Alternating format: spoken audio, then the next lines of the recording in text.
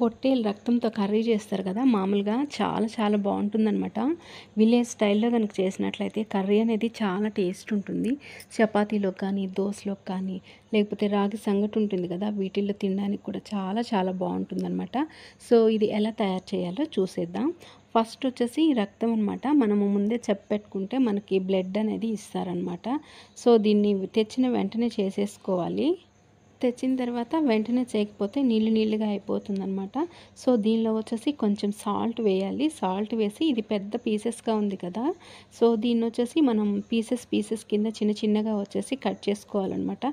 So ఇది చాక్తో cut చేయడానికి అంత బాగా కుదరదు. సో చేత్తోనే వచ్చేసి వీటిని మనకి ఎంత సైజు పీసెస్ కావాలో అంత సైజు పీసెస్ అనేది మనమైతే కట్ చేసుకోవచ్చు అనమాట.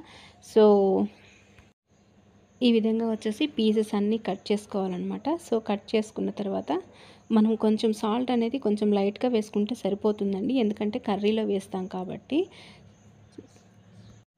దీనిలో కొంచెం ఆయిల్ వేసుకొని, సో ఈ విధంగా వచ్చేసి దీన్ని స్టవ్ పైన పెట్టేసుకోవాలన్నమాట. స్టవ్ పైన పెట్టి మాడిపోతుందన్నమాట. సో మాడకుండా, అడుగంటకుండా వచ్చేసి దీన్ని ఈ విధంగా కలుపుకుంటూ ఉండాలన్నమాట.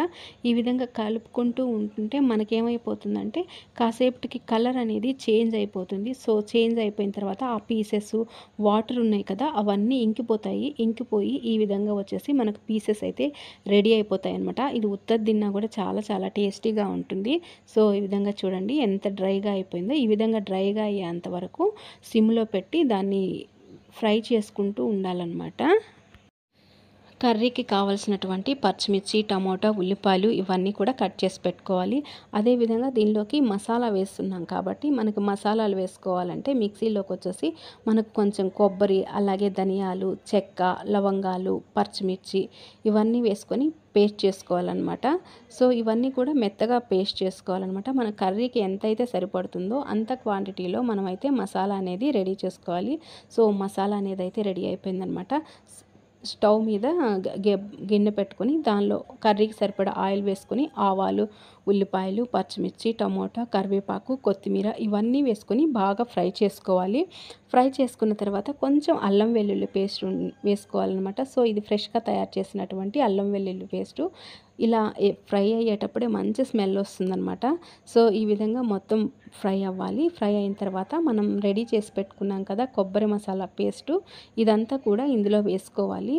సో మన కర్రీకి ఎంత క్వాంటిటీ అయితే సరిపోతుందో అంత క్వాంటిటీ వేసుకుంటే సరిపోతుందన్నమాట. సో ఇది కూడా వచ్చేసి ఆయిల్లో బాగా ఫ్రై అయ్యేలాగా వేపుకోవాలన్నమాట. ఇది వాటర్ వేస్తే మళ్ళీ టేస్ట్ మారిపోతుందండి. ఆయిల్లోనే ఫ్రై అవ్వాలి. ఇప్పుడు కర్రీలో వచ్చేసి కారప్పొడి వేసుకోవాలన్నమాట. సో ఎందుకంటే పచ్చిమిర్చి వేసుకొని ఉన్నాం కదా, చూసి మనం కారం అనేది క్వాంటిటీని బట్టి వేసుకోవాలి. ఈ విధంగా కారం కూడా వేసుకున్న తర్వాత బాగా ఫ్రై అయ్యేలాగా వేపుకోవాలన్నమాట, వాటర్ వేయకుండాను. సో ఇప్పుడు వేగిపోయిందనమాట మసాలా.